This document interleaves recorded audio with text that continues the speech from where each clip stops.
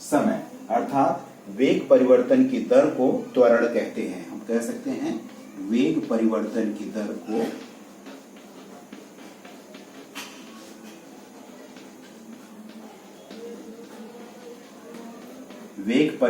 दर को त्वरण कहते हैं। इसके पहले के उदाहरण में हमने देखा है कि जो ट्रक थी वो बिंदु A से बिंदु B तक 10 मिनट में, बिंदु B से बिंदु C तक 20 मिनट में और बिंदु C से बिंदु D तक उसे जाने में 30 मिनट लगा था। उसकी स्पीड बढ़ रही थी या कम हो रही थी, उस स्पीड को हम क्या कहते हैं, कम या ज्यादा होने को त्वरण कहते हैं। तो वेग परिवर्तन की दर को त्वरण कहते हैं और उसका उदाहरण हम दैनिक जीवन में हमें दिखाई पड़ता है। दैनिक जीवन में हम देखते हैं कि जब हम लोग फुटबॉल खेलते हैं मैदान में, तो उसको पैर से मारते समय हम फुटबॉल की दिशा को बदलते हैं। जब फुटबॉल की दिशा बदलते हैं तो क्या होता है, उसकी स्पीड कम या ज्यादा करने की कोशिश करते हैं।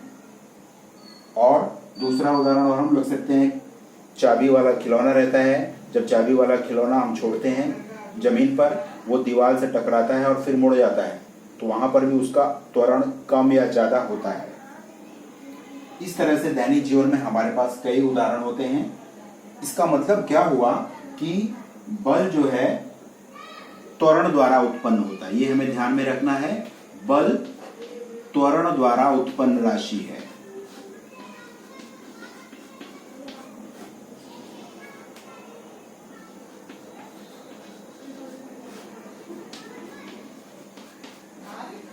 और बल एक सदिश राशि है।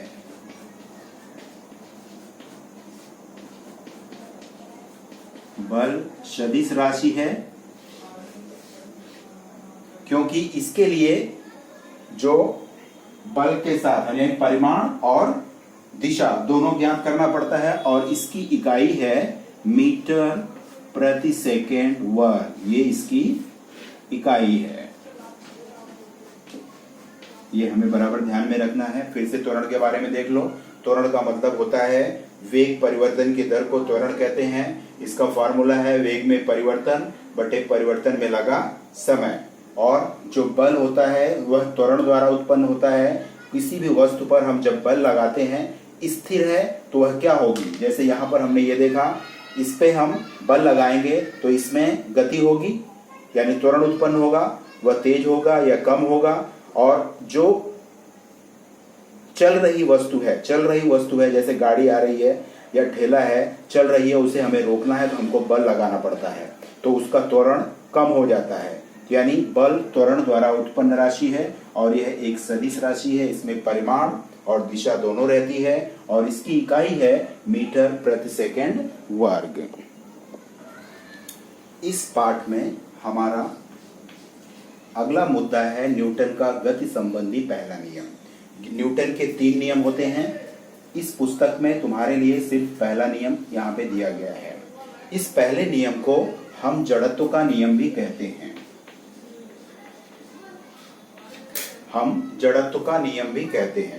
इसके पिछले वाले पाठ में, छठे पाठ में, हमने द्रव्यमान के बारे में पढ़ा था। द्रव्यमान के बारे में हमने पढ़ा था द्रव्यमान का विपरीत जड़त्व होता है। इसका मतलब क्या होता है, अगर द्रव्यमान 5 किलो है और दूसरा द्रव्यमान किसी वस्तु का 50 किलो है, तो ये 5 किलो उठाना हमें आसान लगता है 50 किलो की अपेक्षा। यानी द्रव्यमान जितना अधिक होगा उसका जड़त्व भी उतना अधिक होगा। द्रव्यमान कम होगा तो जड़त्व कम होगा। अब न्यूटन के गति संबंधी पहला नियम क्या है हम देखते हैं। न्यूटन ने कहा किसी पिंड पर, कोई पिंड है, जब तक उस पर आप बल न लगाएंगे तो उसकी स्थिति में किसी प्रकार का परिवर्तन नहीं होता। मैं भी इसे लिख करके बता रहा हूं। अब जैसा कि मैंने कहा किसी भी पिंड पर बल कार्यरत न हो तो उस पिंड के वेग में परिवर्तन नहीं होता। जैसे यहां पर मैंने ये डस्टर रखा हुआ है। ये डस्टर अपनी स्थिति में तब तक रहेगा जब तक कि हम इस पे बल न लगा लें। इस पे बल लगाते ही इसमें गति प्राप्त हो जाती है और यह एक स्थान छोड़कर दूसरी स्थान पर चला जाता है।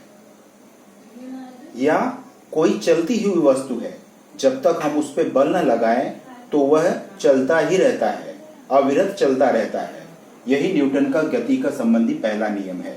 यह जड़त्व का नियम कहलाता है। यानी कोई वस्तु जब तक उस पर बल न लगाएं तो वह अपनी स्थिति नहीं छोड़ता है, और कोई चलती हुई वस्तु पर जब तक बल न लगाएं तो वह अविरत चलता रहता है।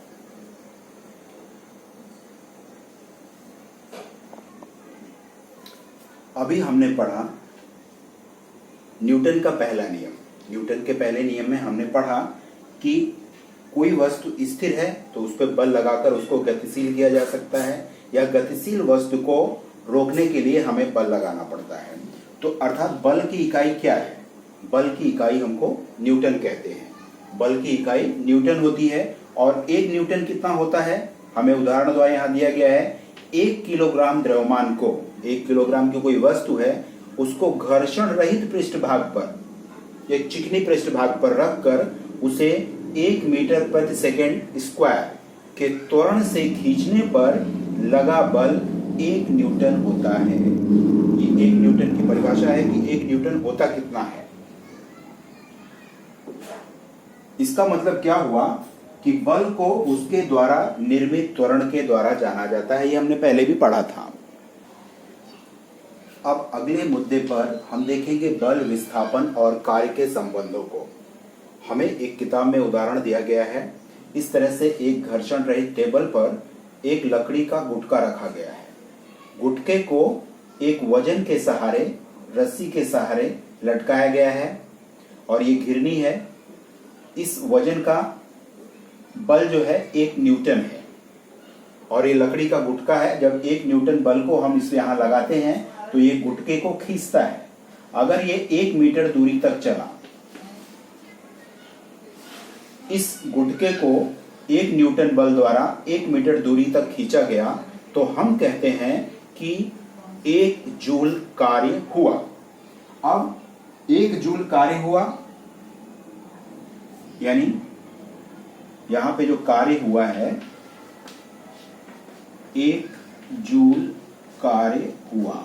क्योंकि हम कार्य को जूल में मापते हैं, तो 1 जूल कार्य का मतलब होता है एक बल को 1 न्यूटन लगाया जाए और किसी वस्तु को 1 मीटर तक खींचा जाए, तो हम कह सकते हैं 1 जूल कार्य हुआ।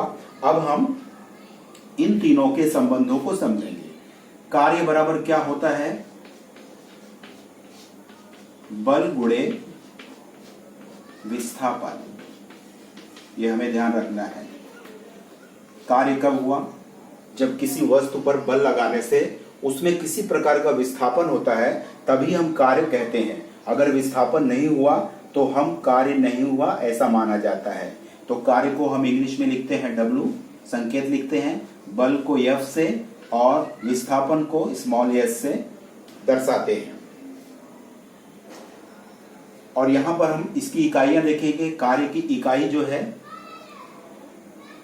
SI पद्धति में, SI पद्धति में हम देखते हैं। पहले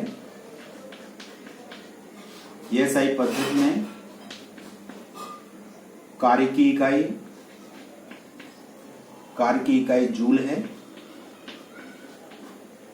बल की इकाई यानी F, बल की इकाई न्यूटन है, हम जानते हैं। और विस्थापन की इकाई है मीटर। यह हमें ध्यान में रखना है। और इसी प्रकार CGS पद्धति में अगर हम देखें, यहां पे मैं मिटा देता हूं, ये SI पद्धति में है। CGS पद्धति में जूल की CGS पद्धति में अर्ग, न्यूटन का डाइन, और यहां पे सेंटीमीटर।